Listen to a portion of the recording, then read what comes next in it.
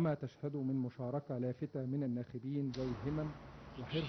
Thanks for watching our special coverage here on Nile TV International as Egypt reaffirms its legal integrity. And tonight, along with my distinctive guest, His Excellency Dr. Mongy Ali Badr, who is Minister Plenipotentiary Board Member of the UN Association, will be discussing together why voting really counts, one of the most important fundamentals to a functioning democracy. Voting is also a chance for the Egyptians across the state and definitely abroad to exhibit their level of awareness.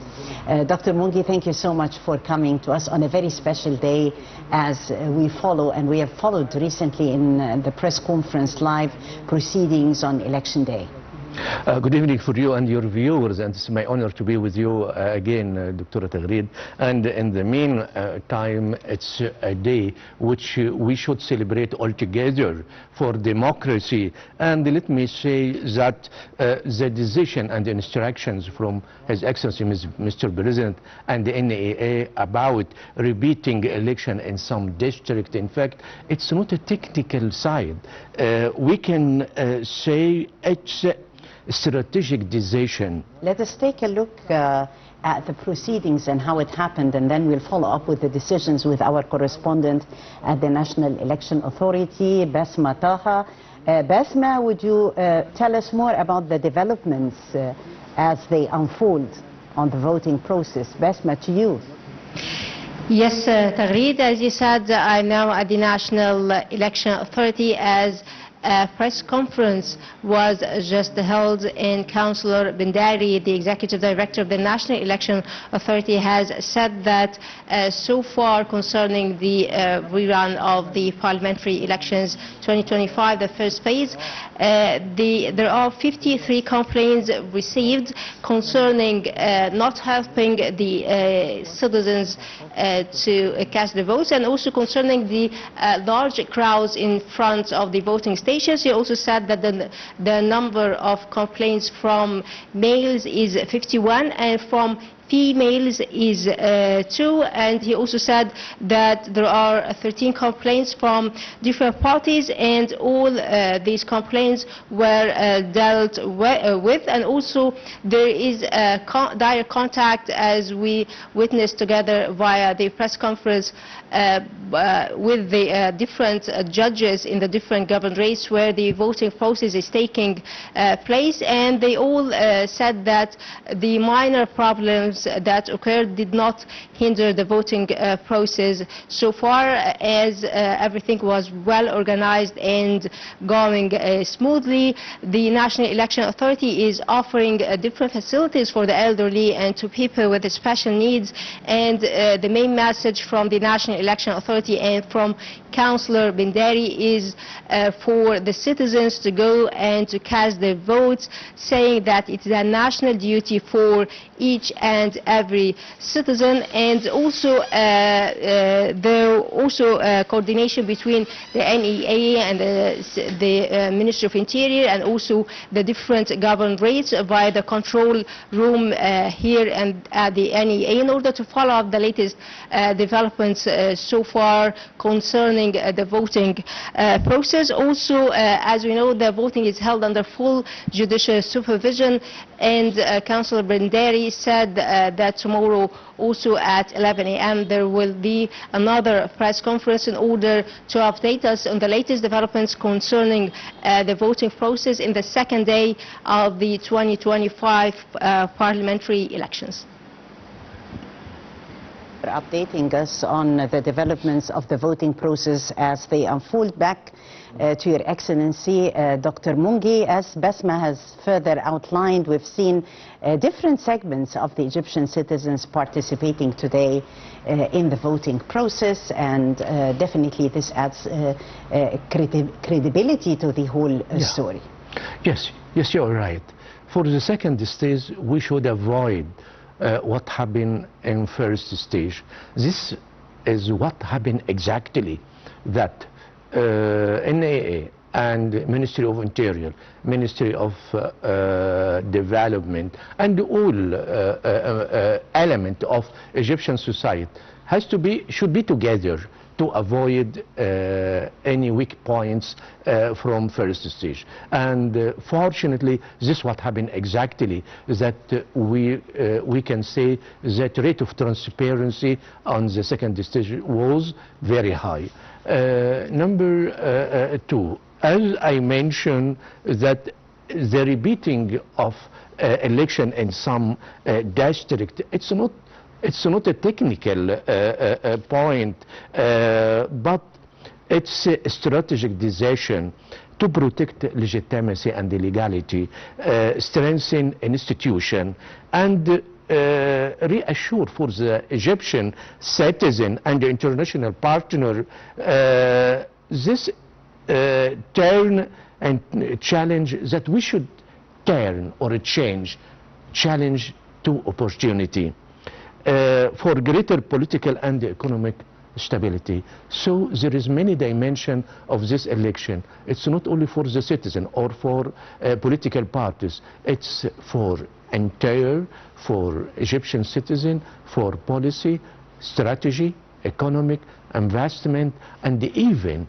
for our role or the role of Egypt regionally and globally. Yes. How do you see the reflection of the election globally as the world is just following up eye to eye as the developments unfold in the voting process, with the President's direct and decisive and clear directives that stand as a powerful testament yes, definitely to Egypt's integrity and unwavering commitment to the rule of the law?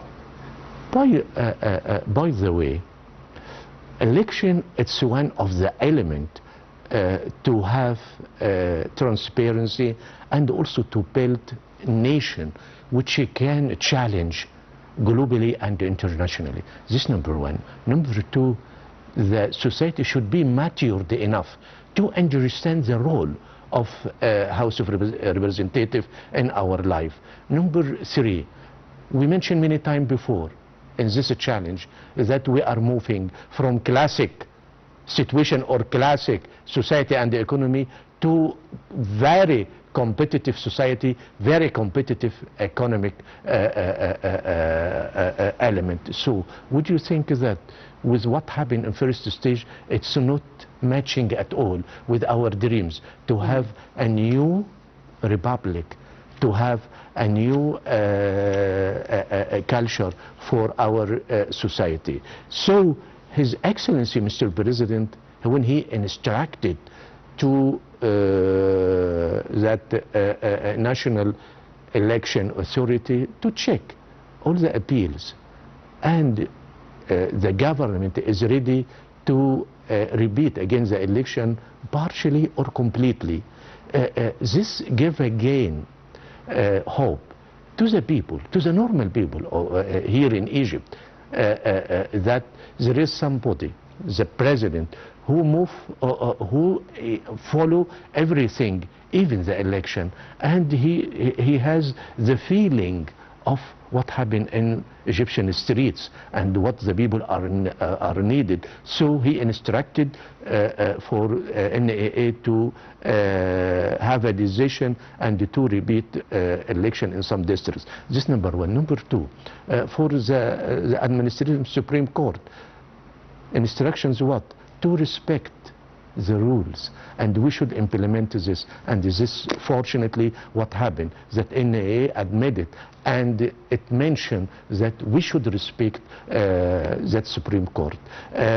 Number four, again, it's a message to Egyptian people that we need very strong parliament, because this parliament is the body which witness the moving from classic situation to movable and comprehensive situation. Number four, this parliament will be make evaluation to our vision 2030. Yeah. And this parliament also... And implementation as well. Yes, yes. And also this parliament, maybe it will be the body which notices the presidential election also. So we should dream very high about what we need from House of Representatives. And in the meantime, it's a message to the political parties to choose very well again its a candidate. Number two, that I think we should rethink again about the system of election. Number three, independent bodies, we should give them more than 50%. I think 60% it will be okay.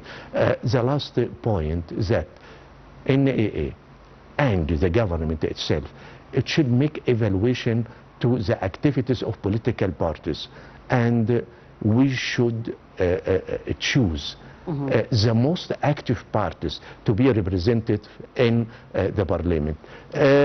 You've mentioned, Minister Badr, more than one important point highlighting the priorities vis-à-vis the files that the next parliament is going to look up to. We're talking about Egypt's Vision 2030. We're talking about the consideration of Egypt's priority file. You said that we are definitely in need of a strong parliament that is going to look up into those important files. Yeah. How do you see, Minister Badr, the international community looking to the whole electoral process after these judgments were undertaken? How Egypt is respecting transparency and the rule of the law has been above all the main and the most important message. It has direct and indirect message. The direct message that we respect laws and we implement. We abide by law. Yeah, we apply what that Supreme Court mentioned. Number two, it's also very direct message to the investor, foreign investors, and also to United Nations members. In what way is it going to be reflecting on the economy and the foreign investors, in your opinion? Yeah, because of what? If you have a problem with foreign investor, he will go first to national court, and after that he will go to that chamber in Paris, in France. So if he believes that we apply the law, he will be very satisfied about any ruling from the court. Security and stability of the country. Yes. This number one. Number two, let us think about the future. Attracting foreign investment, it never come to you and you have weak institution. You should have a strong institution. First of these bodies, it's parliament. Number two, government. Number three, your system of accountability, which has been very important. Very much, yes, you are right. I agree with you. Rulings, yes. Also, this will add more credibility about your international policy. Because of what? If the international community is trusting you, so they are going to request you to represent Egypt in many UN agencies. Like what happened now, Egyptian man who is ruling and manage UNESCO. Last month, that central authority of statistics now is the head of NSTI. This organization belongs to United Nations. It's not governmental, but it's belong to United Nations. And this organization established on 1953. And Egypt now is the head of this organization. This organization is following the all job relating United Nations and its agency. Yes. Number two, also we are deputy chairman of team whom auditing all the money of United Nations and its agencies. This is number 2. Number 3, I think all of us, we read today that our Minister of Sport and Mr. Dr. Subhi, he will be as a candidate for something related to UNESCO. So you, from this point, you see that branding Egypt globally. yeah, branding Egypt globally. So if you are going to brand your home globally, would you think that you should concentrate first on locally? This is the first point, that to develop locally, to develop your culture, to develop your element, to develop your laws. And this is among actually many those rulings, among the messages actually that were directed, several important messages actually, domestically and internationally. Among the international messages, as Your Excellency has further highlighted, is branding the country globally. In what ways do you see the international community interpreted such decisions and such rulings? Was it a reflection of Egypt's commitment to transparency? And it was. How did they see those rulings, in your opinion? And you are always getting in touch also with foreign observers and the foreign community. How did they receive it? Yeah, in fact, they receive it, they understand, or they understood what we did. This number 1. Number 2, they were very confident that the Egyptian government does not allow any behaving which break our reputation globally or regionally. Number 3, this, it proves what? It proves that we are very strong. And if we, when we discover, and transparent. and the transparency, when we discover that there is an irregularity, we had very quick decision. It doesn't take more than 24 hours that we should repeat election in some district. And also, we respect laws, because some appeals now I think discussed by the Supreme Court in State Council, and another one will go to the court. This number 2. Number 3, Mr. President, he mentions that he didn't mind if we are going to repeat again whole process, election process again. So it the term or another direct message that we want to increase the rate of transparency, fairness about the people, and also direct message to the normal people here in Egypt that if we discover any weak point, any bad behavior, we are going to cancel the conclusion of this action, and in the meantime we are going to repeat with very matured process and also very transparent process. Under the leadership of the President, Egypt is exercising, of course, its legal and legislative responsibilities with full efficiency, and it shows, of course, Egypt's ability to uphold its effective legal and legislative functions amid the regional challenges. And also this is another dimension, Dr. Mongy, that we are capable to uphold the elections and reflecting on our resilience and the also at the same time adaptability of governance, isn't it? The global dimension is very important because we are in Africa and we are in the Middle East, and you know that some of our neighboring countries, especially in north of Mediterranean Sea, they consider our process, it's not matured 100% and it's not correct 100%. So with this behaving of Egyptian government, we prove again that it's not shame to admit that there is a mistakes.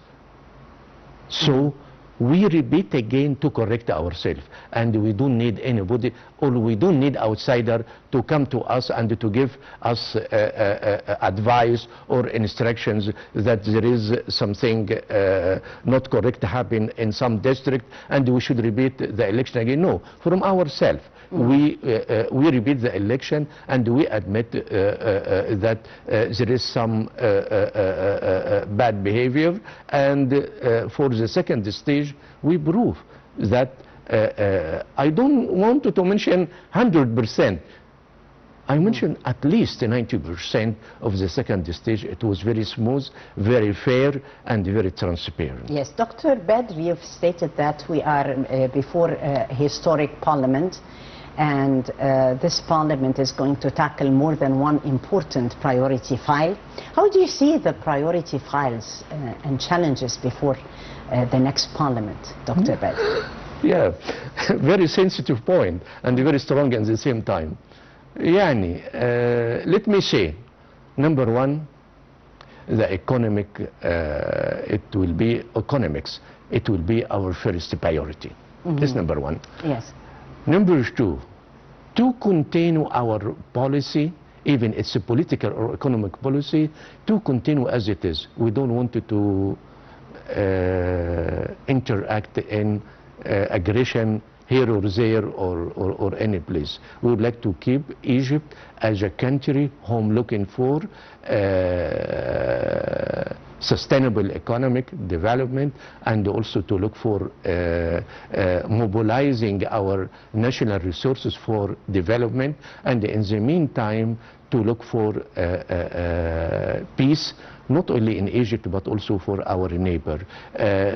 So it's peace and economic development, number two. Number three, I hope we can develop the culture of our Egyptian society. I mean by this point, we don't touch the stable culture like religion or something. No, we keep it as it is. But we would like to change some of our culture.